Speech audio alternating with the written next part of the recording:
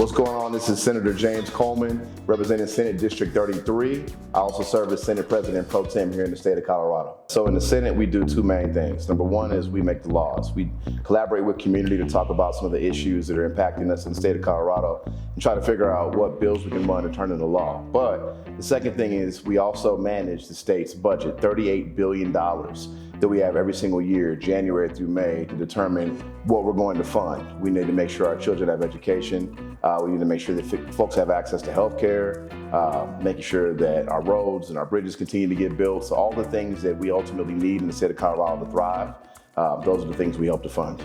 So for our young black men, unfortunately, we find them facing some of the same problems that I faced when I grew up here in Denver. I grew up in Park Hill, and the things that I face and they face till today is making sure they have the access to the best possible education, making sure that we know what they're going to do later on in life and doing career pipelines from education. One of the other things we see is youth violence, facing that, making sure they have alternatives to things they might otherwise be doing in the streets, making sure our programs in our communities have access to funding.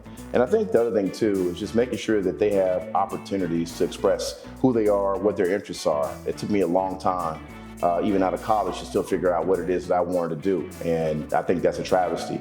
A lot of our young people, if you just ask them what it is they want to be, we can connect them with the resources and opportunities, and I think that's some of the challenges that our young black men face. Community is where I get my energy from, right? So I see some people with cardboard cutouts at town halls, and it's like, you can't find that person.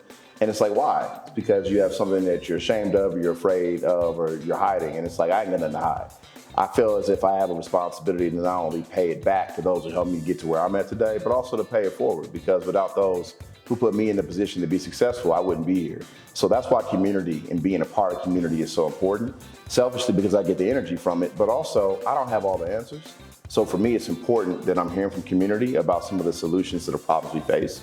Then I show up and look really intelligent, even though those ideas might have come from, Deidre Johnson with Center for African American Health. She has a lot of great ideas about what we should be doing to support African Americans in health. I get those ideas and I run with them at the state legislature. That's why it's important to be a part of community.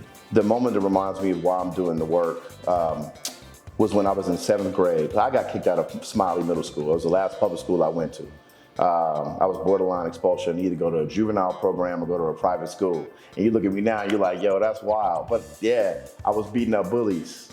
So I don't like bullies, and I'll go to the principal and be like, yo, you ain't gonna handle that? I'm gonna handle that. And I got whooped a lot, okay? I can't fight. But that bully didn't pick on that person the next time. So this happened to me from preschool through 6th grade. And at that point, Denver Public Schools said, there's nowhere you can go without getting kicked out. So my mama was like, you ain't going to no juvenile program. We're gonna have to figure out a way to afford a school for you. And so I ended up going to Union Baptist Excel Institute. The school's not there anymore, but it's off of MLK in Dahlia. The church is still there. That was the first time I ever had a black teacher. It was the first time that I had a black principal, Vivian Wilson. It was the first time we were taught black history as a part of the curriculum. It wasn't an elective. It's something that we taught every day. And that for me was really powerful. I think the last catalyst that I remember really changed my life was Wellington Webb. He was the mayor of Denver at the time, first black mayor. He walked in to my classroom. He's still taller than me now, and he was really tall back then, larger than life. He was my version of Obama. And so for me, that was a life-changing moment that helped me not just root myself in this larger national American history. Where are the black people here, though? Where is the black history in Colorado? And that for me was a real life changer that put me on a different path in my life.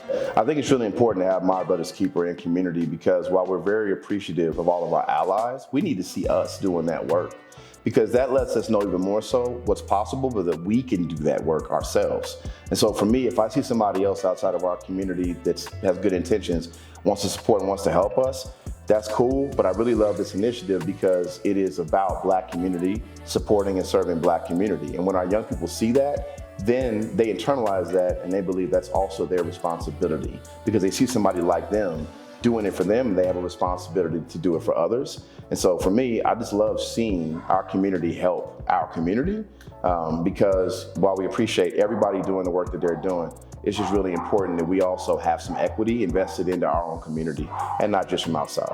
So collaboration is really important because you have both the public and the private sector. And while this is an entity that has been stood up by former President Obama and so many other leaders across the country, I have a responsibility today to work with My Brother's Keeper to figure out a way to partner with the state, whether it's funding through the Office of Economic Development and programs, maybe the Department of Human Services, like Tony Grants is, to provide funding to programs like Boys and Girls Clubs and Big Brother, Big Sister. That's great, but we also want to fund programs like My Brother's Keeper. And so I love the opportunity to be able to partner with My Brother's Keeper, Sims Fayola, to figure out ways to get resources at the state level. The reason why collaboration is so important is we're all serving the same students. We're all serving the same kids, but in isolation. So we duplicate a lot, or sometimes things contradict. How do we work better together for this ultimate outcome that is the success of them? And so for me, I love collaboration, and whatever I can do at the state level to support My Brother's Keeper, I will. I am deeply rooted in this work because of my faith, right? And I think that for me is the reason why I can continue going. We all have limitations, so I tap into community, tap into family, and I tap into my faith. And so, one of the things that I always think about, Dr. King said, it was one of his many, many quotes, but was, if you haven't found something that you would die for, you're not fit to live. And I think about that in the literal context of my faith, that, I'm willing to sacrifice my life in order for people to have what they need, especially my children, but they have to grow up in the world. My wife, but they have to live in the world, right? She has to live in the world. And so it's really important for me to make sure that we keep, I think, our eye on the ultimate goal, which is to love on people, to make an impact, to share that love with them, let them know that they're valued. And that's really why I do the work. And I get a chance to do it in a real tangible way where they're seeing laptops in their schools because they have access to technology, or they're seeing the opportunity to go to the doctor if they get sick, or they have an option where it's becoming even more unaffordable here in Colorado to live. There's down payment assistance, or whatever that might be, to help people to afford in the state of Colorado to live. So for me, that is what I always come back to, is that I'm willing to put myself out there, put my life on the line, because somebody did that for me.